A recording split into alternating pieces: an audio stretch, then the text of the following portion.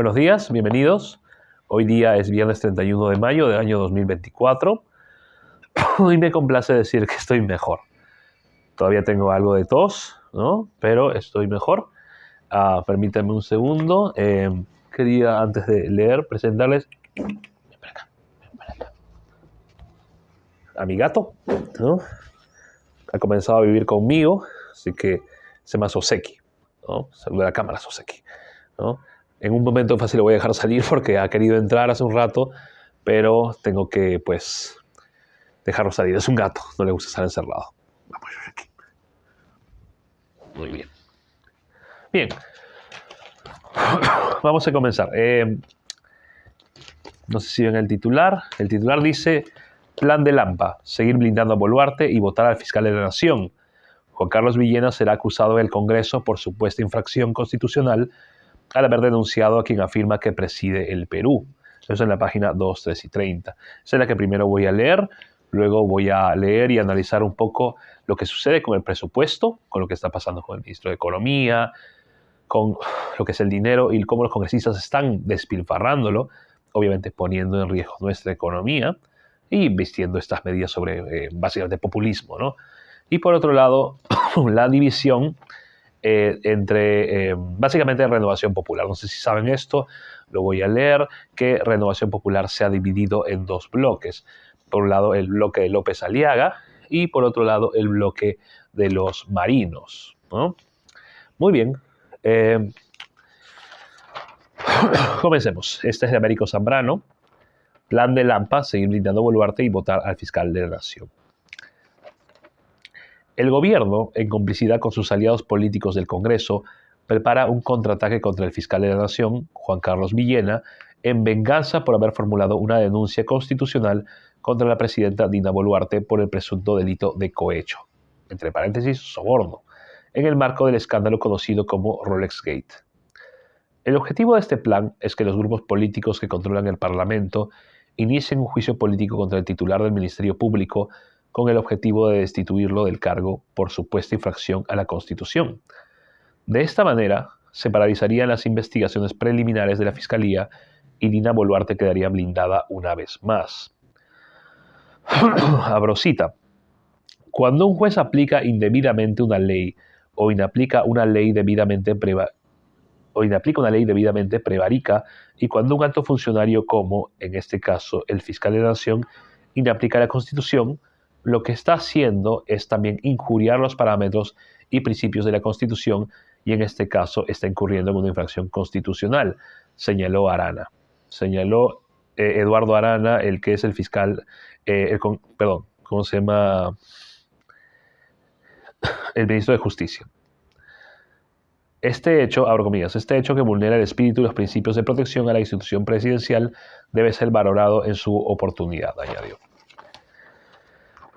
El premier Gustavo Adrianzen tampoco se quedó callado y, al igual que Arana, arremetió contra Villena. Abro comillas de nuevo.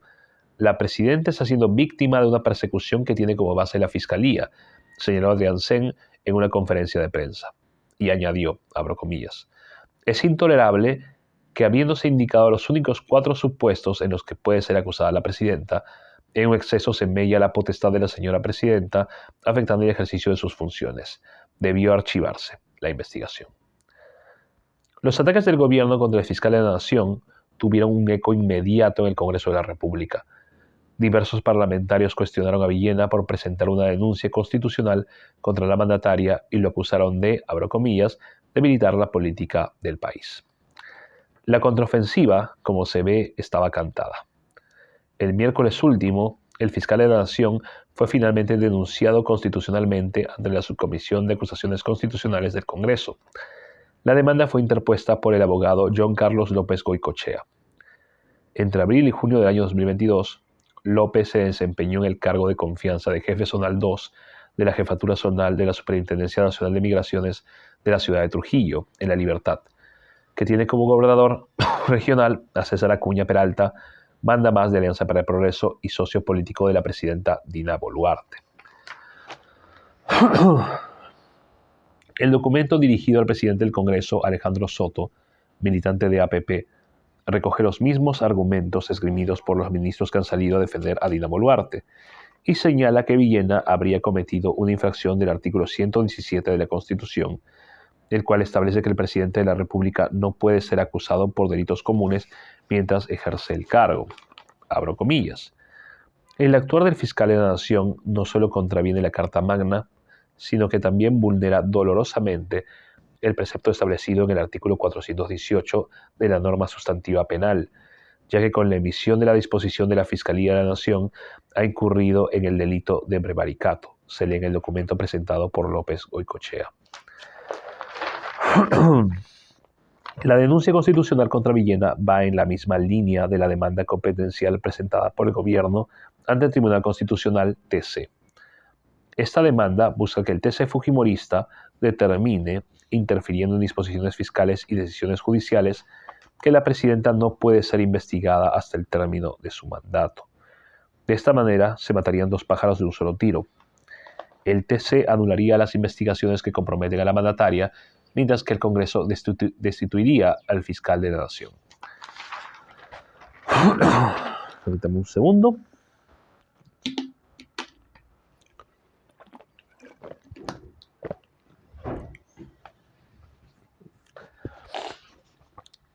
La denuncia constitucional contra Villena será analizada por la Subcomisión de Acusaciones Constitucionales que preside la congresista de Alianza para el Progreso APP, Lady Camones, quien es uno de los alfiles del dueño de su partido, César Acuña.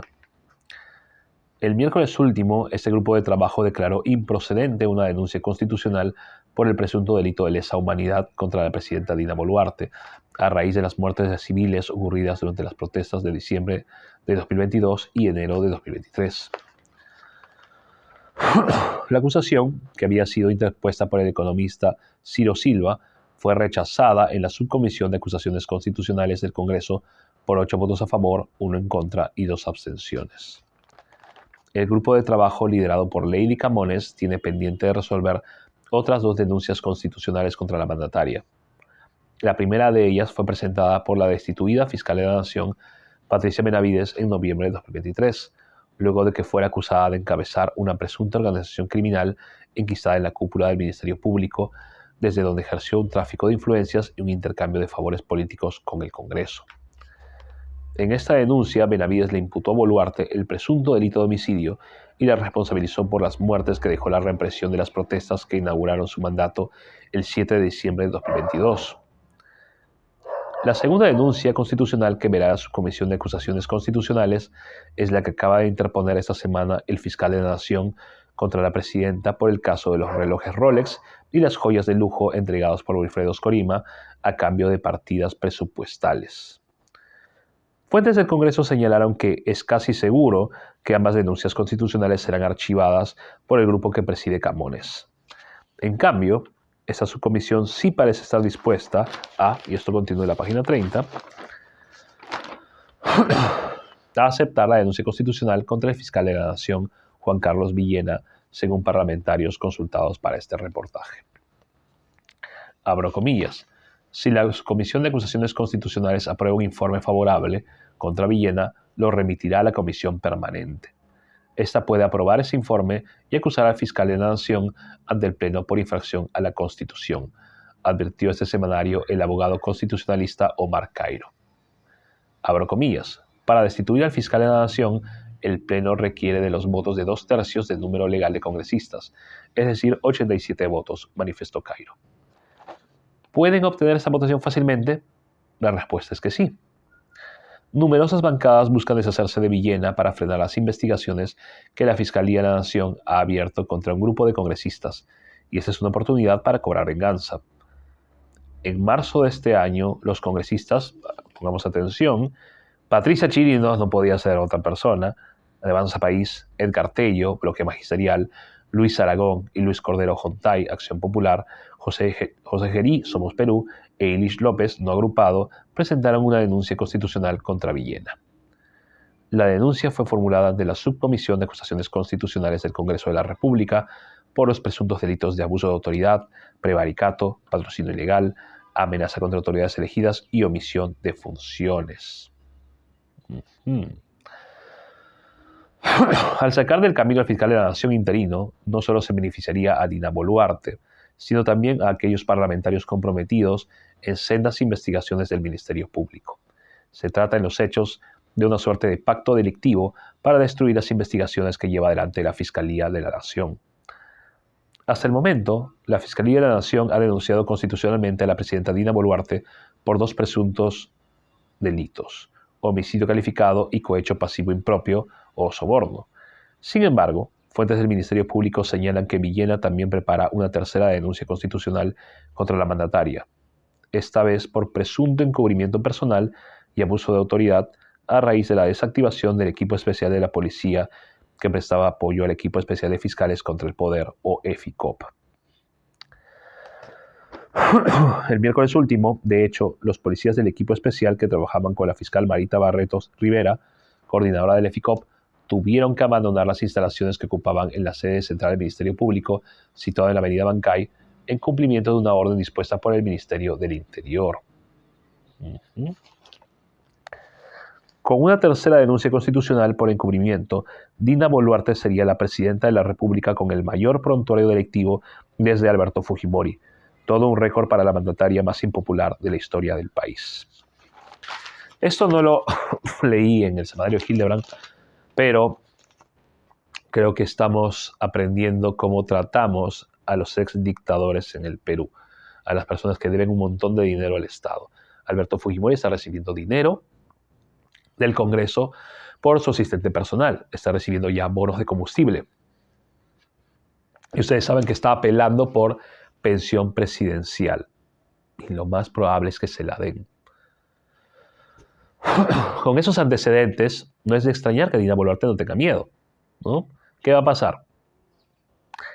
En el peor de los casos para el Perú, no para ella, va a terminar su mandato, se va a escapar a otro país, ¿no? Se va a quedar hasta que la memoria del peruano, que es frágil, se borre y luego va a regresar.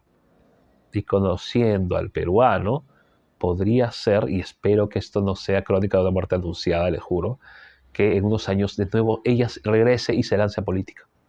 Espero que no, porque lo que ella ha cometido, delitos de lesa humanidad, básicamente, ¿no? Estos son delitos internacionales. Y ella debería ir a la cárcel con todos sus secuaces, con toda esta, no sé, porquería que tenemos en el Congreso, ¿no? Pero el Perú no deja de sorprenderme a veces en lo bueno y en lo malo. Y sobre todo en esta capacidad de soporte que tenemos, que en otras palabras es capacidad para ignorar nuestra propia indignación. Muy bien, si sacamos a Villena estamos fregados, ¿no?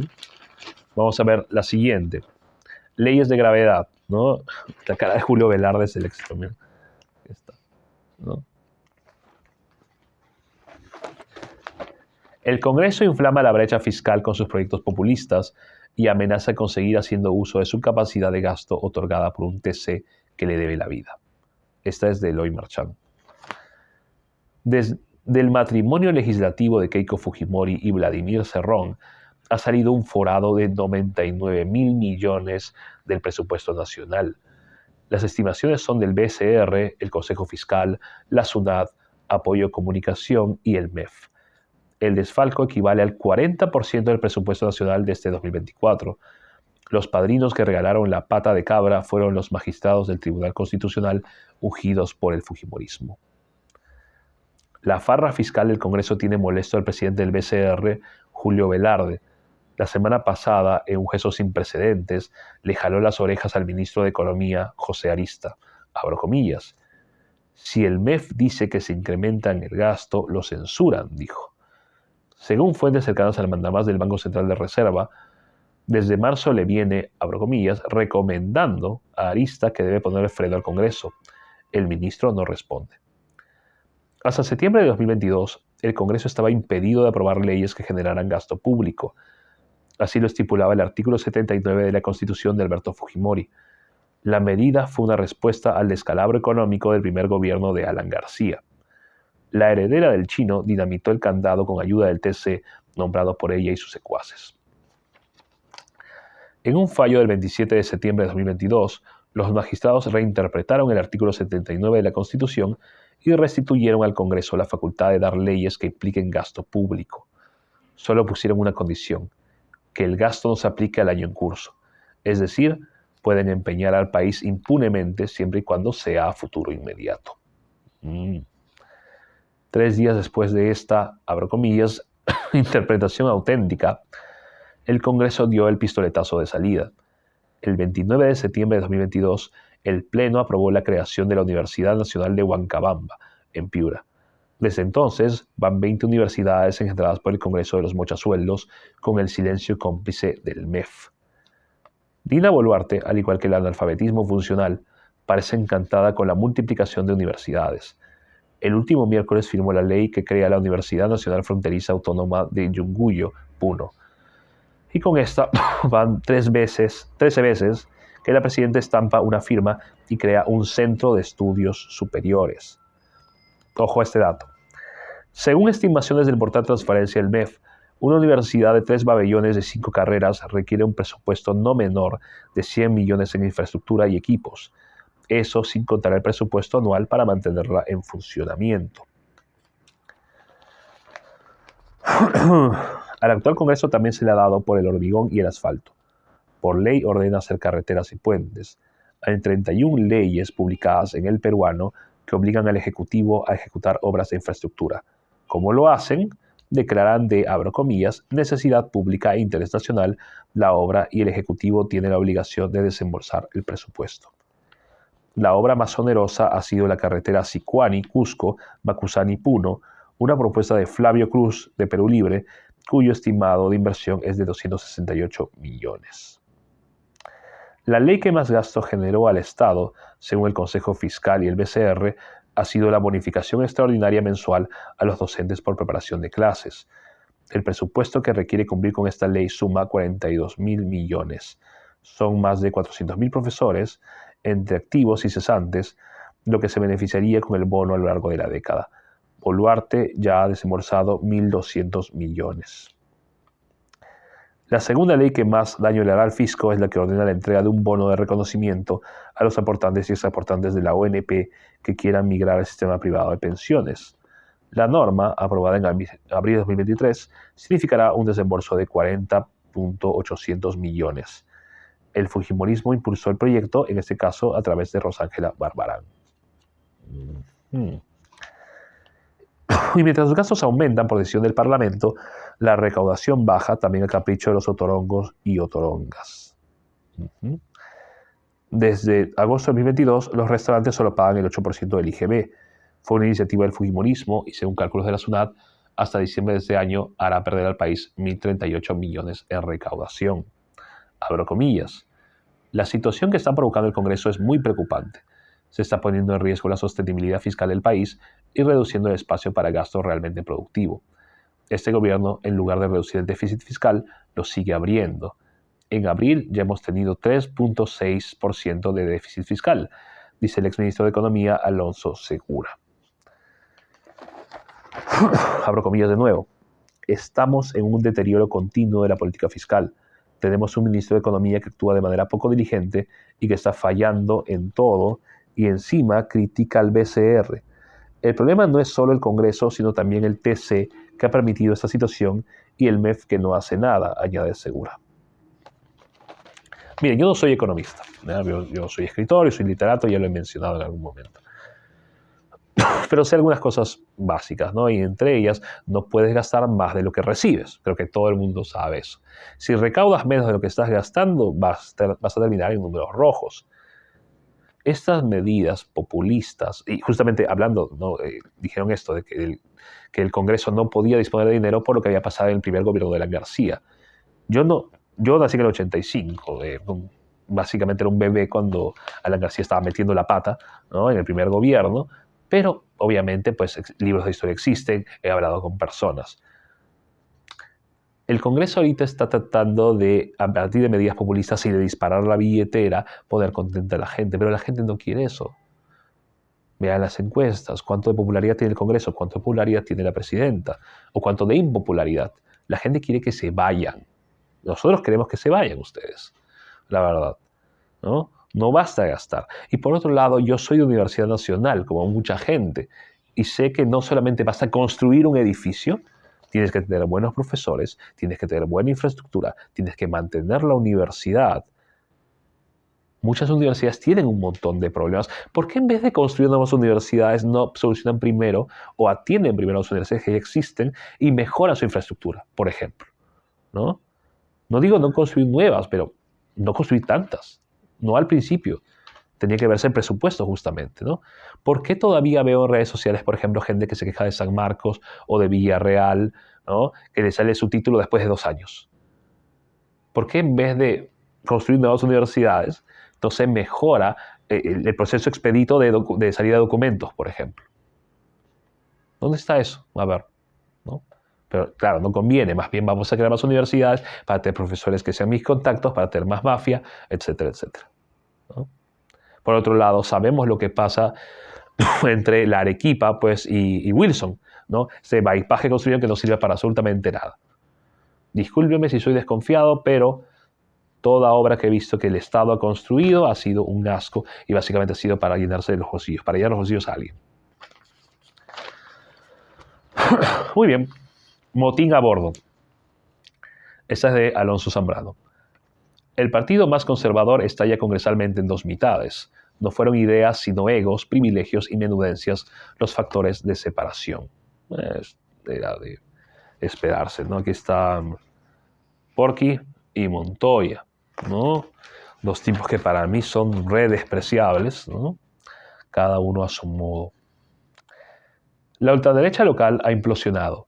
Porky, el mandamás de Renovación Popular, aspiraba a imponerse con un golpe de mesa, pero los almirantes le respondieron con un motín que terminó en escisión. Con el partido debilitado y la bancada dividida, la pelea de los ultraconservadores es por el mobiliario, las oficinas y las cuentas, las de caja chica y las redes sociales. Dame un segundo.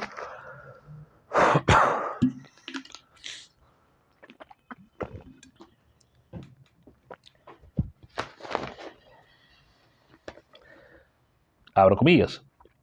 El asesor de prensa, Ricardo Berjón, se ha ido con ellos. Se han quedado con las cuentas de Twitter y Facebook y les han cambiado el nombre.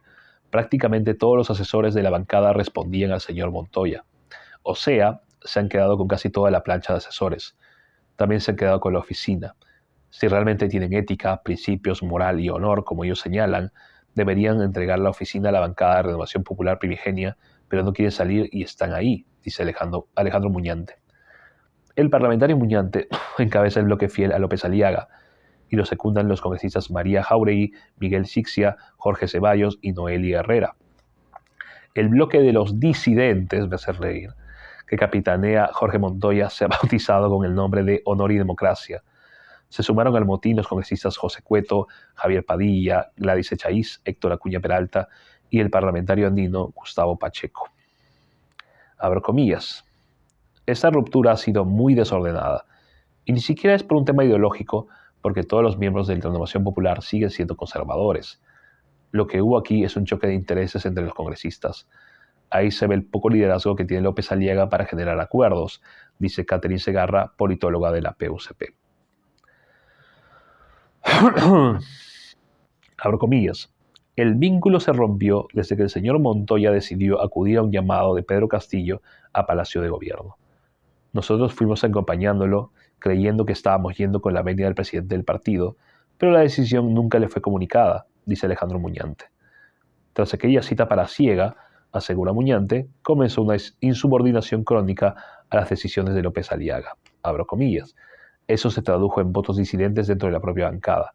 El presidente del partido disponía qué ministro se debía o no interpelar, pero si Jorge Montoya y compañía decidían otro tema, ellos votaban sin importar esa opinión, agrega el congresista.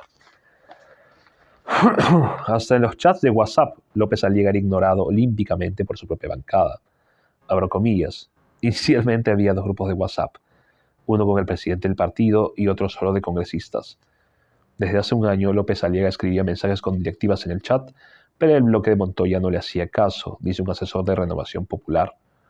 Por ejemplo, el ingeniero Rafael López Aliaga no estaba de acuerdo con interpelar a la ministra Jania Pérez de Cuéllar y lo puso en el chat pero nadie nos respondió y la votación quedó dispareja, agrega la fuente. O sea, lo dejaron en visto a mi causa López Aliaga. Montoya es vocero de la bancada desde 2021.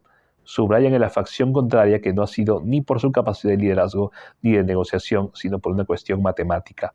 El almirante tenía la mayoría de votos a su favor. De los 9 parlamentarios que integraban el grupo, 5 estaban con él. La situación era insostenible, así que el grupo de Muñante convenció a López Aliaga de que, para recuperar el control de la bancada, era imprescindible quitarle a Montoya la vocería. Como era impensable que el marino diera un paso al costado, idearon una estrategia más elaborada.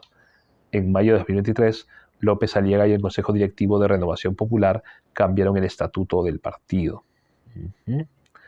El primer golpe de timón fue introducir la figura del directivo portavoz titular, una persona que sería designada a dedo por el presidente del partido, que contaba con voz y voto en la bancada del Congreso. Para menoscabar el poder de Montoya, el nuevo reglamento suprimió el voto a los parlamentarios andinos en las reuniones de bancada. Renovación Popular solo tiene un representante en el Parlamento andino, Gustavo Pacheco, un fiel escudero al servicio de Montoya.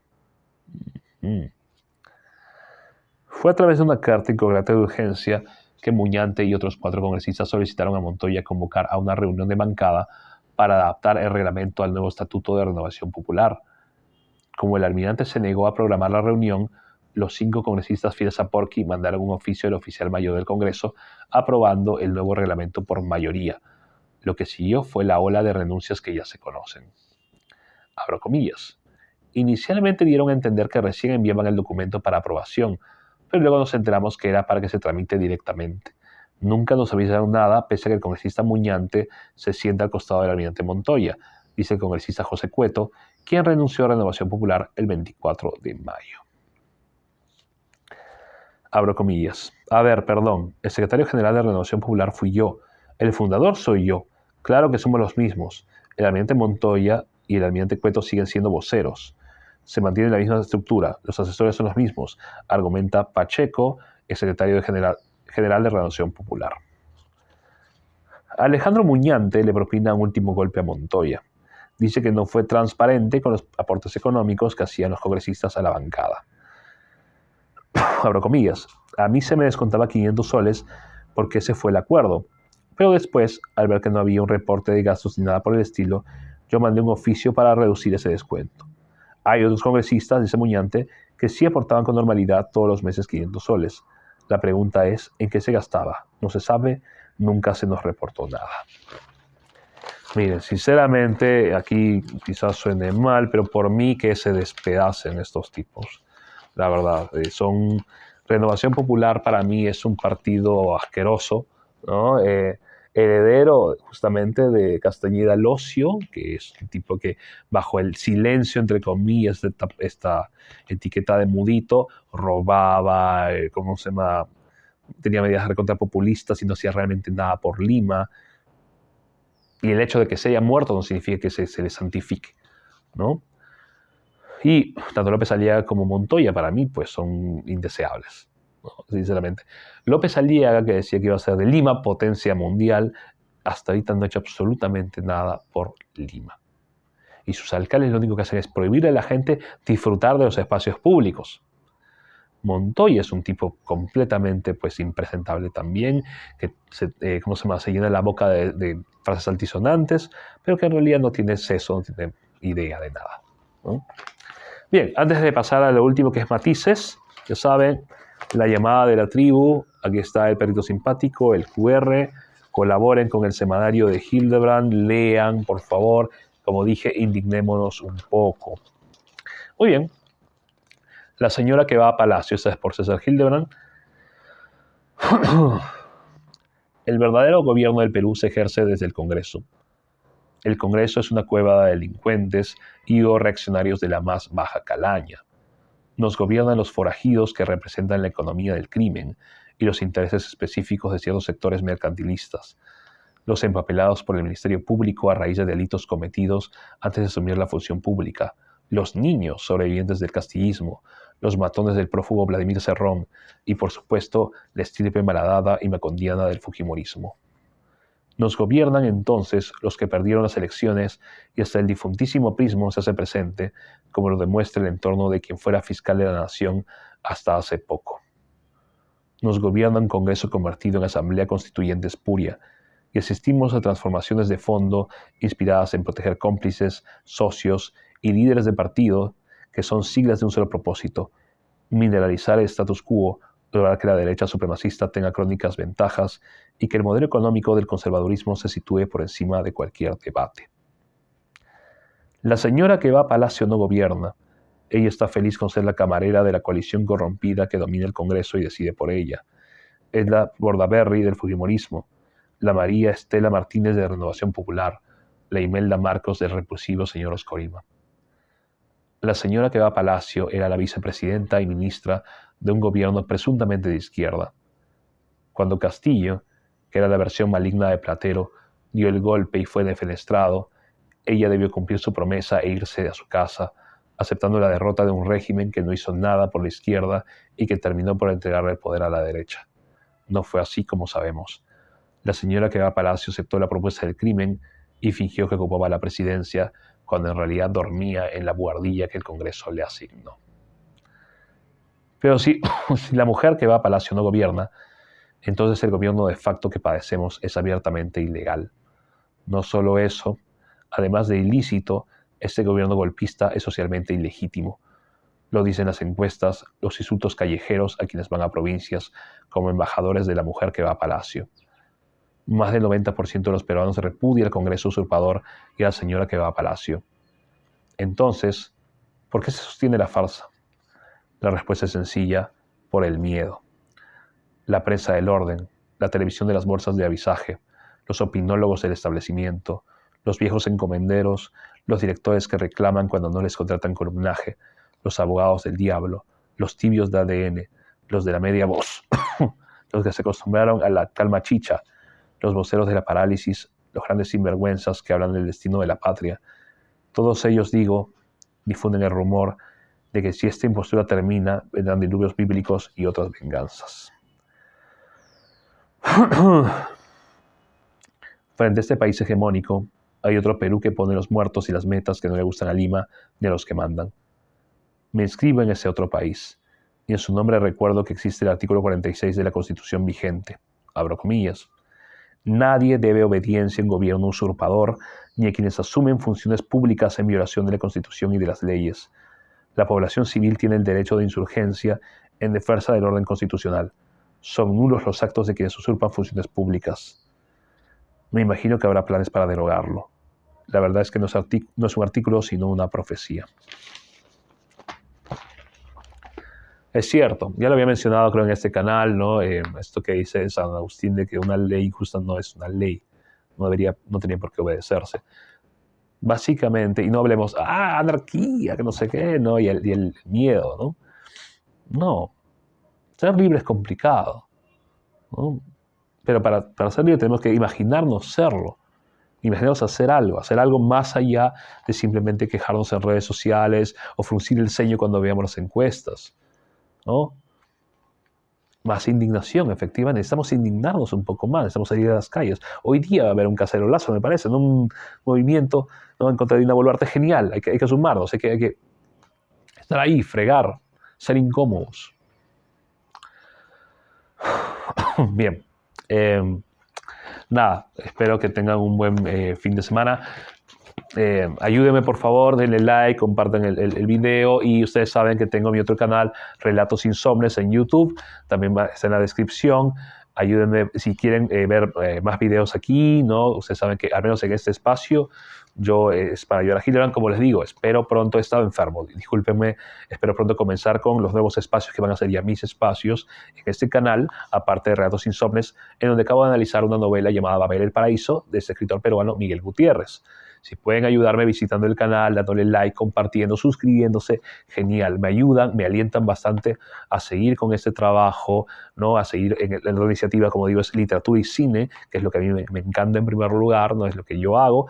Así que me ayudarían mucho con eso, ¿no?